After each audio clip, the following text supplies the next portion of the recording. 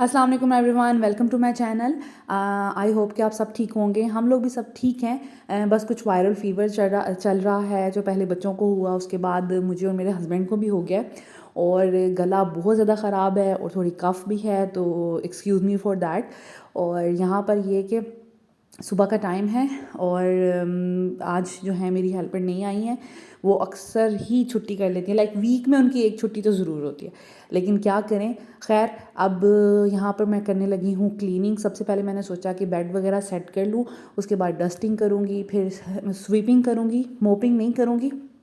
और क्योंकि आज कुछ लंच पे गेस्ट भी आ रहे हैं और उनके लिए खाना वगैरह भी बनाना है। खाना तो मैंने ही बनाना है और मामा जो हैं वो उन्होंने मेरी काफ़ी वैसे हेल्प कर दी थी और इनफैक्ट उन्होंने क्लीनिंग में भी मेरी थोड़ी हेल्प कर दी थी। तो खैर, अभी मैं बेड वगैरह सेट करी थी। बेड के ऊपर मैंने ब्लू कलर का जो होता है थ्रो, वो बिछा लिया था।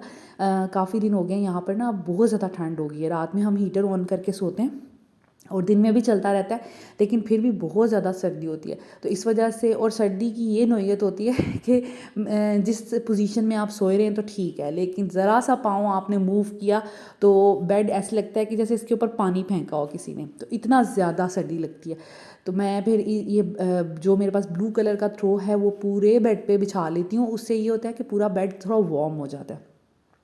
तो दिन में मैं उसको समेट के रख देती हूँ और ये कि काफ़ी फ़ायदा हो जाता है इसका। मुझे ये आइडिया नहीं था कि ये इतना काम करेगा। सर्दियों में ऊपर तो इसको लिया नहीं जा सकता क्योंकि पतला सा है, लेकिन नीचे बिछाने के लिए बड़ा काम आता है। तो बच्चों के रूम में भी मैं इसी तरह करती हूँ। मेरे पास 2 थ्रो हैं। मैं बच्चों के रूम में भी रात में बिछा देती हूँ पूरे बेड पे थ्रो, ताकि बच्चों को भी थोड़ा कूजी कूजी सा इन्वायरमेंट मिल जाए। और उसके बाद जी मैंने बेड तो सेट कर लिया था। फिर ये सोफ़ा कम बेड किसी ने मुझे कहा था इसको खोल के भी दिखाएं, तो इस तरह ये खुल भी जाता है और हम लोग इजीली इस पर सो भी जाते हैं। 2 लोग इजीली इस पर सो जाते हैं। और बस मैं इसको अब क्लीन कर रही थी, उसको झाड़ा, कुशन वगैरह सेट किए। उसके बाद कारपेट थोड़ा मैंने कहा साफ़ कर लूँ। अच्छा, कारपेट को हम वैक्यूम क्लीनर से भी साफ़ कर लेते, लेकिन ये रूम वाला जो है इतना ज़्यादा गंदा नहीं होता, तो मैंने इस तरह इसको झाड़ू से ही थोड़ा बहुत साफ़ कर लिया था। और क्योंकि सारा दिन रूम में तो हम बैठते नहीं हैं, लिविंग एरिया में ही ज़्यादा टाइम गुजरता है, तो फिर इस वजह से रूम इतना गंदा नहीं होता। तो बस मैंने इसको थोड़ा बहुत ऊपर से क्लीन कर लिया। कभी झाड़ भी लेते हैं, कभी वैक्यूम क्लीनर से भी साफ़ कर लेते हैं। तो अब इसको बस मैं रोल करके तो स्वीपिंग अपनी शुरू करूँगी और रोल करके मैं इसको स्टोर रूम में रख देती हूँ और फिर मैं क्लीनिंग करके तो वापस उसको बिछा लूँगी।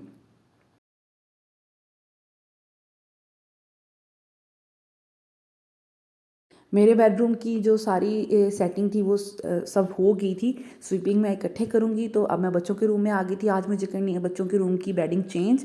ये देखिए मैंने यहाँ पर वो थ्रो बिछाया हुआ है, इससे ये है कि बड़ा कूजी फीलिंग आती है। तो बस मैं अब इसको रिमूव करूँगी, बेडिंग चेंज करनी है।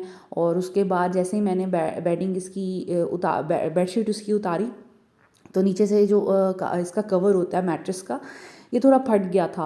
और मुझे लगा कि वैसे जब ये परचेज़ किया था तो मेरे हस्बैंड तभी कहते थे नहीं कवर इसका रिमूव कर दे, मुझे बुरा लगता है। लेकिन मैंने टिपिकल हाउसवाइफ की तरह मैंने कहा नहीं नहीं, इससे मैट्रेस बचा रहेगा।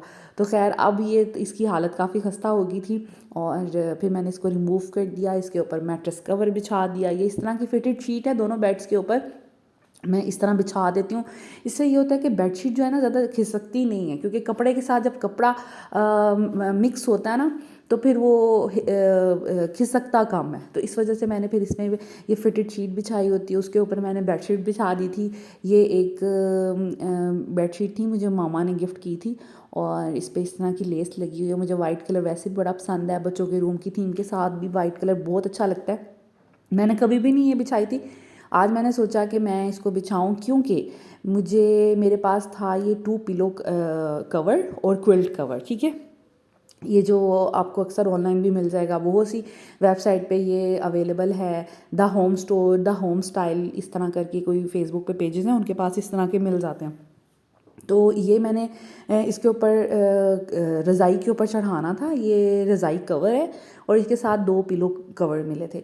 तो मैंने इसको भी कभी नहीं इसके ऊपर बिछाया था। तो अब मैंने सोचा कि अब सर्दियाँ हैं, रज़ाई तो यूज़ होती है, तो फिर हम इसके ऊपर बिछा देते हैं। तो बस मैं उसको बिछा रही थी, तो फिर नीचे बिछाने के लिए मेरे पास कुछ भी नहीं था। मैंने सोचा कि इसके साथ कोई मैचिंग बेडशीट कभी लेके आऊँगी, लेकिन कभी भी नहीं लेके आई। और ये वाइट पड़ी थी, तो मैंने सोचा कि वाइट के साथ तो किसी भी कलर का कॉम्बिनेशन अच्छा लगेगा। तो फिर नीचे बेडशीट जो है मैंने वाइट बिछा दी थी, पिलो कवर पे वही रज़ाई के साथ के कवर्स चढ़ा दिए थे, और रज़ाई के ऊपर भी ये कवर चढ़ा दिया था। और नीचे मैं, क्योंकि सर्दी यहाँ पे इतनी ज़्यादा होती है, तो फिर नीचे एक ब्लैंकेट रखती हूँ, ऊपर रज़ाई रखती हूँ, तो थोड़ा सा ये है कि फिर अच्छी रात गुजर जाती है। और माशाल्लाह ये इज़ा मैडम ने इतना तंग किया हुआ था, मैं जिधर जा रही थी ये वहीं पे आ रही थी, मैं जिधर जा रही थी वहीं पे आ रही थी, मुझे बिल्कुल इसने काम नहीं करने दिया। और इसके साथ ही मैंने इसी तरह काम किया। उसके बाद फिर इसको सुलाया, और फाइनली फिर ये जब सो गई तो फिर थोड़ा स्वीपिंग करना मेरे लिए आसान हो गया। तो रूम से मैंने स्वीपिंग कर ली थी। जिस दिन मेड नहीं आती फिर मैं जस्ट स्वीपिंग ही करती हूँ, क्योंकि ज़ाहिर बात है वैसे तो वो रूटीन में काम कर ही रही होती है, तो फ्लोर इतना ज़्यादा गंदा नहीं होता। लेकिन ये कि बच्चे थोड़ा बहुत कभी ना कभी कोई मैस, कोई डस्ट आ जाती है, कभी कोई टिशू गिर जाता है। वैसे तो बच्चों को मैं बहुत ज़्यादा इस चीज़ पे डांटती हूँ कि आप रैपर्स और कुछ भी टिशू वगैरह आप फेंके डस्टबिन में, वो फेंकते भी हैं और अल्हम्दुलिल्लाह इनको आदत होगी। लेकिन समटाइम ऐसे होता है कि बच्चे ही हैं, ज़ाहिरी बात है, और वो थोड़ा बहुत तो मैस कर ही देते हैं, तो इतना तो चलता है। इसके अलावा मैंने कुछ ड्रॉर्स भी साफ़ किए थे, ऐसे ही बस डस्टिंग करते करते मेरी नज़र ड्रॉर पे पड़ी, तो कोई ना कोई बच्चों ने ना, स्पेशली बच्चों के रूम के जो ड्रॉर्स होते हैं, उसमें ये होता है मेरी छोटी बेटी खेलती है और उसको पैकेजिंग जमा करने का बहुत शौक है। घर में कोई भी चीज़ आती है उसकी पैकेजिंग उसने कहना मामा ये मैं ले लूँ, टैग्स हों, पैकिंग हो, कोई बॉक्स हो।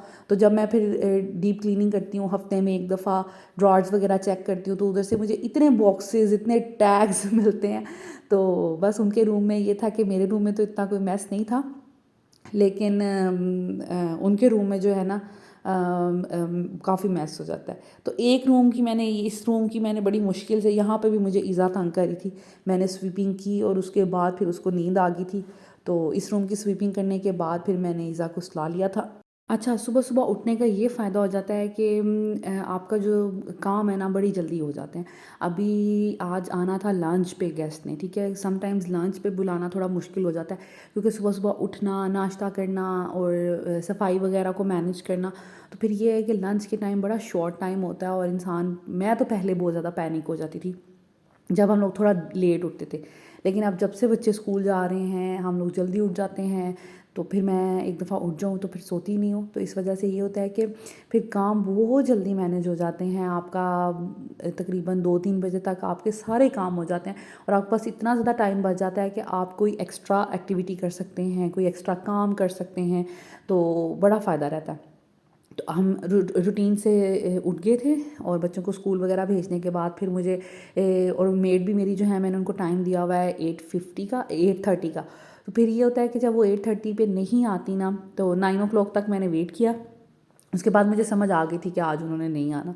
तो खैर फिर मैंने स्टार्ट काम 9 बजे कर दिया था, और इसी तरह मैंने कुकिंग भी जल्दी से, मैंने क्लीनिंग करके तो कुकिंग भी कर ली थी, और इतनी जल्दी मेरा काम मैनेज हो गया था, 12 बजे तक मेरे तकरीबन खाने जो थे वो आलमोस्ट रेडी हो गए थे। तो अब मैंने ये दूसरे रूम की भी जो क्लीनिंग है वो स्टार्ट कर दी थी, और बेडिंग इसकी मैंने कर ली थी सारी चेंज। और अब बस मैं क्लीनिंग करूँगी, बाकी घर को क्लीन करूँगी, और फिर कुकिंग की तरफ आते हैं। और कुछ जो इसकी बेडिंग मैंने चेंज की थी वो मैं आपको दिखाती हूँ अच्छे से। कुछ इस तरह की लुक आ रही, और ये बड़ी बेड के साथ भी काफ़ी हद तक मैच हो गई थी, और इस रूम की थीम के साथ भी, तो बड़ी अच्छी लग रही थी। और ये है जी पूरा रूम। कुछ टॉयज़ वगैरह इधर साइड पे पड़े रहते हैं, क्योंकि वो मेरी छोटी बेटी, उनको बिल्कुल भी हाथ नहीं लगाने देती। अच्छा, अब यहाँ पे मैं बनाने लगी हूँ बहुत ही ज़्यादा मज़े का पुलाव। अच्छा, चिकन का पुलाव है, मैं इसको यखनी बनाऊँगी, ठीक है? ये 2 जगह मैंने चिकन रखा हुआ है, एक में सालन बनाऊँगी, एक में मैं चिकन पुलाव बनाऊँगी। तो पुलाव बनाने के लिए हमने क्या करना है कि चिकन को हमने किसी बर्तन में डाल लेना है। अगर आप मटन का भी इस तरह बना सकते हैं। एक मैंने प्याज ली है, थोड़ा सा लहसुन, थोड़ा सा सूखा धनिया, और सौंफ मैंने ली है 1 चम्मच। अच्छा, सौंफ से बहुत अच्छा इसका फ्लेवर आता है। मैंने फ़र्स्ट टाइम सौंफ डाली थी, और इसका बिल्कुल देसी जो था ना, देग वाला सॉरी, वो इसका फ्लेवर आया था। और लेकिन आप ये भी कर सकते हैं कि अगर आपने डायरेक्ट सौंफ और धनिया नहीं डालना तो आप एक पोटली बना के डाल दें तो भी ठीक रहेगा। लेकिन मैं जब भी मटन की यखनी पुलाव बनाऊँ या चिकन का, तो मैं फिर इसको स्ट्रेन कर लेती होती हूँ, चिकन या कोई भी मटन जो भी बनाऊँ, बोटियाँ निकाल लेती हूँ और फिर उसको स्ट्रेन कर लेती हूँ। इसमें मैंने तकरीबन जितना पानी मुझे चाहिए था वो आप अपने चावलों के हिसाब से डालेंगे, नए पुराने के हिसाब से डालेंगे, वो डाल के और मैंने इसमें नमक डाला है ताकि अच्छे से जो इसमें फ्लेवर है यखनी में नमक का वो शामिल हो जाए। और बस, और मैंने इसके अंदर कुछ भी नहीं डाला, मैं इसको ढक कर रख दूँगी तकरीबन 20 से 25 मिनट के लिए, ठीक है। अगर मटन है तो फिर उसको आप तकरीबन 1.5 से 2 घंटे के लिए रख देंगे। और आप इसी तरीके से आप प्रेशर कुकर में भी बना सकते हैं, लेकिन उसमें टाइमिंग जो है वो थोड़ी कम होगी। दूसरी तरफ मैं आ गई थी अपनी चिकन का सालन बनाने के लिए। ये चिकन का सालन इतना ज़्यादा अच्छा बनता है कि मैं आपको बता नहीं सकती, आप इसको ज़रूर ट्राई कीजिएगा। इसमें 3 सिंपल इंग्रेडिएंट्स हैं, लेकिन 3 जो मैजिकल इसमें इंग्रेडिएंट्स डलेंगे वो बहुत ज़्यादा अच्छे हैं। तो उससे ये कि टोटली वो गेम चेंजर है। तो यहाँ पर मैंने प्याज को चॉप कर लिया था और उसके बाद मैं कढ़ाई में डालूँगी ऑयल। जितना भी आपका चिकन है या जितना आपको ऑयल पसंद है खाने में, आप उस हिसाब से डाल दें। और इसमें प्याज को, चॉप किए हुए प्याज को हम डालेंगे और उसको हल्का सा गोल्डन होने के तक फ्राई करेंगे, ठीक है।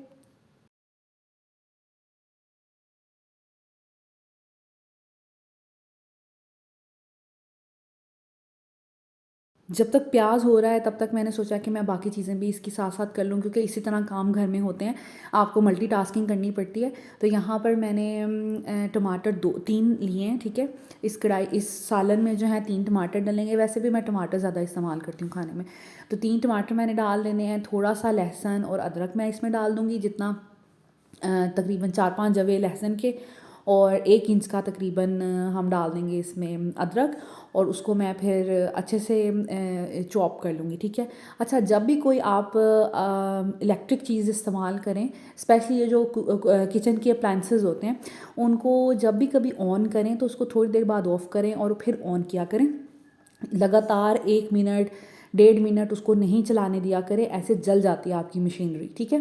तो और इसके उस पर लिखा भी होता है, जो हमें बुकलेट मिलती है किसी भी अप्लाइंसेस की, तो उसमें लिखा भी होता है कि आपने इसको 30 सेकंड से ज़्यादा नहीं चलाना। तो एक तो वो पढ़ लिया करें। इसके अलावा ये है कि जब भी कोई इस तरह की चीज़ यूज़ करें तो उसको हमेशा आप थोड़ी देर के लिए बंद करें फिर ऑन करें। तो इस तरह ये होता है कि अप्लाइंसेस आपके ख़राब नहीं होते।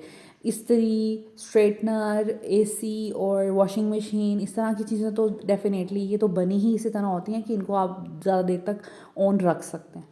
तो यहाँ पर हो रहे थे मेरे प्याज, चीज़ें मैंने चॉप कर ली थी। उसके बाद मैंने सोचा जल्दी से मैं अपना सैलड भी बना लूँ। आज जो सैलड मैं बना रही हूँ, अच्छा, मैं सैलड डिफरेंट डिफरेंट तरीक़ों से बनाती हूँ। इसकी कटिंग पे ही बेस करता है, कभी चॉप वाली कटिंग होती है, कभी बिल्कुल कचूमर सैलड की तरह होता है। आज मैंने थोड़ा बड़ा बड़ा रखना चाहा तो ये भी अच्छा लगता है। तो मैंने बस इन सब चीज़ों को हाफ़ कट करना है, प्याज को भी। और जब भी कोई चीज़ कटिंग करें, जैसे आप पास्ता बना रहे हैं, सैलड बना रहे हैं, तो कोशिश ये करें जितनी भी वेजिटेबल होती हैं उनकी कटिंग सेम करनी चाहिए। इस तरह ये कि एक नज़र को बड़ा अच्छा लगता है और एक उसमें सलीका लगता है कि आपने सब वेजिटेबल एक तरीके से काटी हैं। तो मैंने इनको तकरीबन जिस तरह हाफ़ मून होता है उस शेप में मैंने इनको रखा है और सब वेजिटेबल को मैं ऐसे ही काटूँगी। इसमें मैंने डाली हैं तकरीबन, मैंने टमाटर डाला है और इसमें एक जाएगा खीरा, प्याज डालनी है। दैट इज़ इट, सिंपल जो घर में चीज़ें होती हैं वही बना रही हूँ। लेकिन इसको भी मैंने मज़े का इस तरह किया है कि इसमें मैंने थोड़े से ऑलिव्स डाल दिए थे और थोड़ा सा ऑलिव ऑयल डाला था। उससे ये होता है कि आपके सैलड में ना एक शाइन आ जाती है, बड़ा प्यारा लगता है और खाने में भी बहुत ज़्यादा मज़े का था। और अगर आपके पास फ्रेश पुदीना और धनिया है तो वो भी डाल दें आपके सैलड में। जब मुंह में आता है धनिया और पुदीना तो बहुत ज़्यादा रिफ़्रेशिंग फ्लेवर आता है। तो मैंने प्याज को काट लिया था, उसके साथ ही मैंने इसमें थोड़ा सा डाल लिया था पुदीना, और उसके बाद साथ ही मेरे जो प्याज हैं वो भी फ्राई हो गए थे। तो मैंने सोचा पहले मैं इसमें चिकन डालूँ। चिकन को डालने के बाद आपने इसमें थोड़े से गर्म मसाले डालने हैं। इसमें मैंने 2 हरी मिर्चें डाली हैं, 2 हरी इलायची डाली है, 1 बड़ी इलायची डाली है, थोड़ा सा वो जो फूल होता है बादयान का, और थोड़े से लौंग, ये डालकर, और थोड़ी सी मैंने इसमें साबुत काली मिर्चें डाली हैं। बिल्कुल आपने थोड़ी थोड़ी लेनी है, बहुत ज़्यादा इसका स्ट्रॉन्ग फ्लेवर नहीं बनाना। तो ये डाल के मैं अच्छी तरह चिकन को फ्राई करूँगी यहाँ तक कि चिकन जो है थोड़ा गोल्डन गोल्डन इसका कलर जो है वो चेंज हो जाए। और फिर आ जाते हैं अपने सैलेड की तरफ। बस ये मेरा थोड़ा सा मैंने इसमें पुदीना कर लिया था, लीव्स पुदीने के, और अब मैं थोड़ा और डालूँगी और इसको अच्छे से दोनों चीज़ों को धो लूँगी।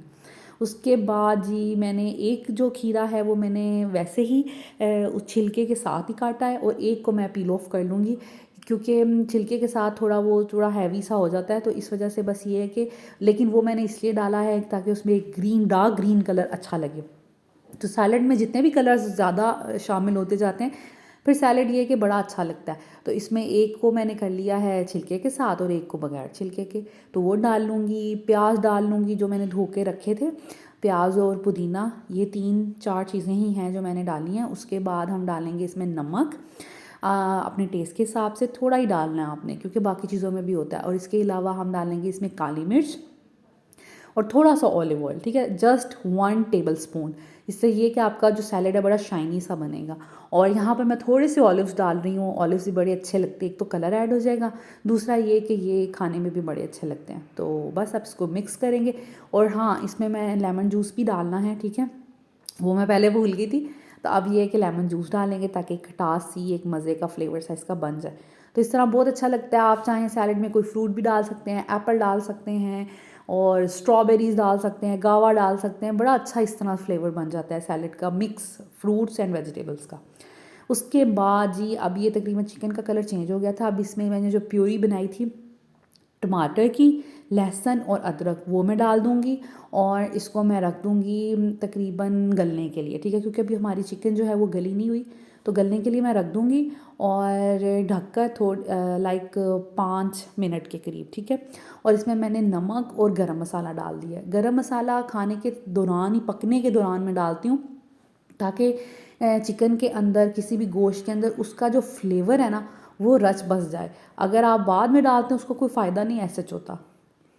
यहाँ पर मैं तैयारी कर रही थी अब अपने पुलाव की। मैंने एक प्याज ली है। अच्छा, पुलाव मैं बहुत कम क्वांटिटी में बना रही हूँ क्योंकि एक दिन पहले हम लोगों ने मटर वाले चावल बनाए थे, वो भी अभी फ्रिज में पड़े थे, लेकिन अब गेस्ट आ रहे थे तो इस वजह से पुलाव तो बनना ही था। तो मैं बहुत कम बना रही हूँ, मेरा ख्याल है हार्डली 1.5 ग्लास राइस मैंने बनाए थे। तो उसके लिए मैं फिर एक इसमें मैंने प्याज ले लिया है, 2 मैंने टमाटर ले लिए। जैसे मैंने बताया कि मैं अपने खानों में टमाटर बहुत इस्तेमाल करती हूँ, मुझे उसका फ्लेवर और उसका कलर अच्छा लगता है। तो बस मैं यहाँ पर वो काट लूँगी और एक दूसरी तरफ जो है हमारी यखनी वो जो तैयार हो रही है, तो बस इसी दौरान फिर मेरी बाकी काम भी अल्हम्दुलिल्लाह, सैलेड भी बन गया है, सालन भी आलमोस्ट बन रहा है। तो यहाँ पर ये देखें, अब 5 मिनट के बाद जो है ना इसका ये हाफ़ डन चिकन हो गया। अब इसमें हमने मसाले डालने हैं और मसाले भी क्या डालने हैं, सुरख मिर्चें और हल्दी, दैट इज़ इट, ठीक है।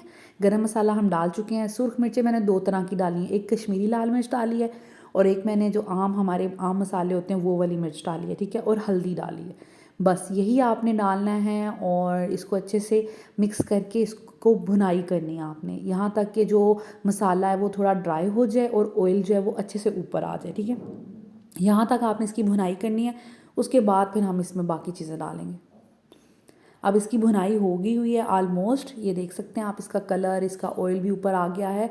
अब इसमें हम डालेंगे तकरीबन दही। दही हमने डालना है 1/2 कप के करीब, ठीक है। तो 4 से 5 मैंने इसमें चम्मच डाले हैं, तो वो हम भर के अच्छे से डालेंगे। अच्छा, जब भी सालन में कोई वाइट चीज़ डालें, जैसे दूध अगर डालें, दही डालें, क्रीम डालें, तो उसकी आंच हमेशा हल्की होनी चाहिए, ऐसे ये है कि वो फट जाएगा, फुटकियाँ बन जाएंगी।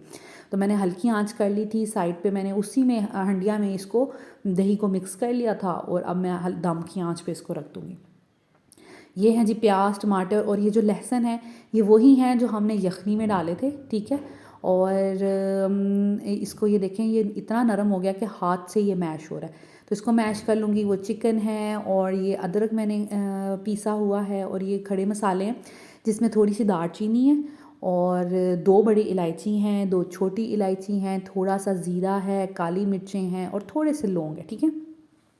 2-3 लौंग हैं और काली मिर्चें ऐसे ही 10 के करीब होंगी और थोड़ा सा ज़ीरा है, तो ये डालना है इसके अंदर। उसके बाद ये यखनी मैंने इसको छान के रख लिया है एक साइड पे और दही चाहिए होगा हमें पुलाव के लिए। इसके अलावा अगर हमने कुछ डालना है तो इसमें सुरख मिर्च जाएगी और दड़ा मिर्च जाएगी, बस इसके अलावा कुछ भी नहीं हम डालेंगे। तो जो है हमारा पुलाव वो बनाने के लिए हमने पैन में रखना है ऑयल। उसके बाद हम उसमें डालेंगे प्याज। प्याज को हमने अच्छा ब्राउन करना है, क्योंकि पुलाव का कलर जो है वो प्यारा लगना चाहिए, ब्राउनिश लगना चाहिए, ठीक है।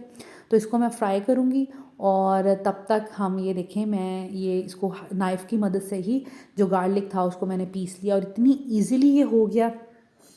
और यही मैं सालन में डालूँगी, इसलिए मैंने सिर्फ अदरक को कूटा था क्योंकि लहसुन मैं पहले डाल चुकी थी और इसी को हमने यूज़ करना है। अच्छा, आप ऐसे भी कर सकते हैं कि पूरे का पूरा जवा ही फेंक दें आप उसमें यखनी में। बाद में हम जवे को छिलकों समेत ही हाथ में बंद करेंगे और ज़ोर से उसको प्रेस करेंगे तो आपकी उंगलियों के से बाहर सारा पल्प आ जाएगा, ठीक है। अच्छा जी, जो अब मैजिकल इंग्रेडिएंट्स थे हमारी चिकन की हांडी के, वो यही थे कि आपने डालनी है इसमें बिल्कुल थोड़ी सी, लाइक हाफ से भी थोड़ी कम कलवंजी, ठीक है। और जब भी कलवंजी डालें दुरूद शरीफ पढ़ लें। उसके बाद जी ये है जी वो कसूरी मेथी, ठीक है। कसूरी मेथी थोड़ी मोटी थी इसलिए मैंने उसको हाथ में ही मसल लिया था। ये दोनों इतने मज़े की कढ़ाई बना देते हैं और मेरी जब भी मैं ये बनाती हूँ कभी भी ऊपर नीचे नहीं होता, हमेशा एक जैसा ही टेस्ट आता है। ये आपने डालना है, ये मैजिकल इंग्रेडिएंट थे और ये बिल्कुल लास्ट पॉइंट पे आपने डालना है। उसके बाद मैं इसमें क्रीम डालूंगी। अगर तो आपके मेहमान अभी आ गए तो आपने क्रीम डाल लेनी है और दम पे रख देना है। अगर आपके मेहमान थोड़ी देर बाद आने हैं तो फिर आपने जब मेहमान आएंगे सालन को थोड़ा सा गर्म करना है, तब आपने क्रीम डालनी है। अच्छा, यहाँ पर मैंने कुछ प्याज निकाल लिए थे गार्निशिंग के लिए। चिकन मैंने डाला है, प्याज मेरे अब ब्राउन हो गए हैं, चिकन मैंने डाला है, उसके बाद खड़े मसाले डाल दिए हैं। अब मैं इसको फ्राई करूँगी। चिकन को फ्राई करने के बाद मैं चिकन को चिमटे की मदद से निकाल लूँगी, क्योंकि हमने इसी पोट में बनाना है तो हम जल्दी जल्दी अपने काम करेंगे। मैं अपने जो चिकन को है इसमें से निकाल लूँगी। फ्राई होने के बाद, फ्राई आपने इतना सा करना है कि चिकन का कलर जो है थोड़ा चेंज हो जाए, गोल्डन गोल्डन हो जाए। फिर आप चिमटे की मदद से इसको निकाल लें और अपने बाकी इंग्रेडिएंट डाल के अच्छे से भुनाई कर लें, ठीक है। इससे ये होता है कि चिकन का कलर बड़ा खूबसूरत आ जाता है। और आप देखते हैं देग वाले भी इसी तरह करते हैं, वो चिकन को फ्राई करते हैं तो फिर उनका चिकन का कलर जो है वो प्यारा लगता है और चावलों का अलग से वो बड़ा अच्छा एक फ्लेवर आता है। तो यहाँ पर मैंने अब डाल देने अपने सारे लहसुन, अदरक और टमाटर। इसमें मैं थोड़ा सा पानी ऐड करूँगी, इसी जो मेरा चॉपर था उसी को साफ़ करने के लिए। और फिर उसको मैं दम पे रख दूँगी ताकि जो टमाटर है मेरा वो अच्छे से मैश हो जाए, ठीक है। अच्छा, इसके साथ ही मैंने दही डाल देना है, क्योंकि मैंने इसको अब दम पे पकाना है और सब चीज़ों को अच्छे से यकजां करना है। तो मैंने दही भी इसमें डाल दिया है, तकरीबन 4 से 5 चम्मच। और इसी में मैं अपनी सुर्ख मिर्च डालूँगी और दड़ा मिर्च डालूँगी। दही को थोड़ा सा आप अच्छे से मिक्स कर लें। उसके बाद दड़ा मिर्च मैंने डाली है, जिसे हम कुटी हुई मिर्च भी कहते हैं। ये मैंने डाली है 1 चम्मच भरकर, 1 टीस्पून, और तकरीबन 1 टीस्पून के करीब ही, उससे थोड़ा सा कम मैंने इसमें डाली है सुर्ख मिर्च जो पाउडर होता है। बस अब इन सब चीज़ों को अच्छे से मैं मिक्स करूँगी और इसको लिड लगा के तो रख दूँगी अच्छे से गलने के लिए। और यहाँ पर मैंने फ़िश अपनी जो है वो खाने के साथ ही मैंने निकाल ली थी। अब ये डिफ्रोस्ट हो जाएगी और सालन जो है ये हमारा ऑलमोस्ट बन गया। इसमें सिर्फ अब क्रीम डलेगी और वो लास्ट में मैं डालूँगी। और चूल्हा कर देते हैं इसका बंद। यहाँ पर जो है यखनी बन रही है, चीज़ें यहाँ पर मैंने बाकी रखनी है। और अब मैं अपना किचन यहाँ से क्लीन करूँगी, जो बर्तन धोने वाले हैं उनको धोऊँगी जो कुकिंग में यूज़ हुए हैं। और ये है कि मेरा काम जो है काफ़ी हद तक वाइंड अप हो जाएगा। तो मसाला बन गया था इसका, सब चीज़ें टमाटर वगैरह अच्छे से गल गए थे। अगर टमाटर आपको नज़र आ रहे हैं हंडिया में तो आप इसको चम्मच की मदद से थोड़ा मैश भी कर सकते हैं, वो मैंने कर लिया है। और यहाँ पर हम डालेंगे अपना चिकन और बस इसको थोड़ा सा मैं मिक्स करूँगी, साथ ही यखनी डाल दूँगी। और जब यखनी को एक बॉयल आ जाए, क्योंकि यखनी वैसे ही थोड़ी सी गर्म है, उसको जल्दी बॉयल आ जाएगा।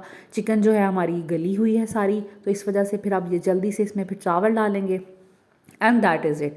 तो आपका जो खाना है वो अच्छे से बन गया। और मुझे ये बहुत हेल्प होती है कि शामी कबाब बनाए हों तो एक साइड डिश तैयार हो जाती है। इसी तरह मछली को मसाला लगा के रखा हुआ था, तो अब मुझे बस 2 चीज़ें ही बनानी पड़ी और सैलड बनाना पड़ा। और अब जी देखें, इसको बॉयल आ गया था, मैंने राइस इसमें डाल दिए हैं। और जो अब इसमें राइस है इसको भी मैं क्लीन करके तो फिर इसमें डाल के अच्छे से मिक्स कर लूँगी। तो राइस मैंने डाल दिए थे और अब बस आपने इतने हल्के हाथों से चम्मच को चलाना है कि आपके चावल टूटे नहीं, और बहुत ज़्यादा नहीं चलाना, ठीक है। हल्के हाथों से बस आपने मिक्स कर देने एक दफ़ा। और बस मैं अब इसको दम पे रख दूँगी जब इसका पानी थोड़ा ड्राई हो जाएगा। घर की जो है क्लीनिंग साथ साथ मैं करती रही, बच्चों को भी देखती रही, टेबल भी सेट कर लिया और यहाँ पर खुशबू भी जला ली जो मैंने आपको दिखाए थे। हमने अली एक्सप्रेस से खुशबू मंगवाई थी। इसको थोड़ा सा इसकी टिप को आग लगानी होती है और फिर आग बुझ जाती है और इस तरह धुआं निकलता है और इससे बड़ी अरेबिक सी फ्लेवर फ्रेगरेंस आ जाती है। तो टेबल आज मैंने इस तरह का कुछ सजाया है। नीचे मैट रखा है, उसके ऊपर एक राइस प्लेट, फिर deep plate, fork and spoon रखा है। अच्छा वो हम साइड पे भी रख सकते हैं और मैनर तो प्रॉपरली यही है कि साइड पे ही पड़े होते हैं, लेकिन मैं नहीं रखती क्योंकि हालांकि मैं मैट को धोती हूँ, साफ़ भी करती हूँ हर दफ़ा खाने के बाद, लेकिन मुझे थोड़ा होता है कि शायद पता नहीं एक वहम सा है और हो सकता है किसी गेस्ट को भी ऐसे हो कि मैट पे ही हमने रखे हुए हैं स्पून, तो इस वजह से मैं फिर प्लेट के अंदर ही रख देती हूँ। और यहाँ पर मैंने सारी सॉसेस रख दी हैं और यहाँ पर जो जगह है यहाँ पर हम रखेंगे अपनी सारी डिश। पानी भी मैंने अभी से रख दिया है, कोल्ड ड्रिंक जो है वो थोड़ी ठंडी होने के लिए रखी हुई है। और अब तकरीबन गेस्ट आ गए थे तो मैंने आने वाले थे, बस वो रास्ते में थे, तो साथ ही मैंने फिर फ़िश जो थी ज़्यादा थी, थोड़ी थोड़ी करके फ्राई करूँगी, तो मैंने इसी तरह फिर उसको रख दिया था। एक लोट हो रहा है, दूसरा यहाँ पड़ा हुआ है। रोटियाँ मैं बना रही हूँ क्योंकि गेस्ट हो गए थे थोड़े लेट और हमारे आज जुमा भी था, तो जो तंदूर है ना ये बड़े बुरे लोग हैं, बहुत जल्दी बंद कर लेते हैं। तो अब मगरिब के टाइम ही तंदूर ओपन होना था, तो रोटियां फिर मैंने घर में बना ली थी और इसके ऊपर जी अपने सालन के ऊपर मैंने डाल दी थी क्रीम। अब सालन को मैं गरम करी थी, रोटियां बनाने के बाद मैंने इसको चूल्हे पे रख दिया था और ये है जी फाइनल लुक। थोड़ी सी मैंने प्रेजेंटेशन अच्छी करने की आज कोशिश की है, हालांकि मैं बहुत बुरी हूँ प्रेजेंटेशन में। ये सालन है, राइस हैं और ये है जी हमारा सैलड। तो ये था जी आज का vlog. Thank you so much for watching this video. अगर आपको वीडियो अच्छी लगी हो तो प्लीज़ लाइक कीजिएगा, कमेंट कीजिएगा। टेक केयर, अल्लाह हाफिज़।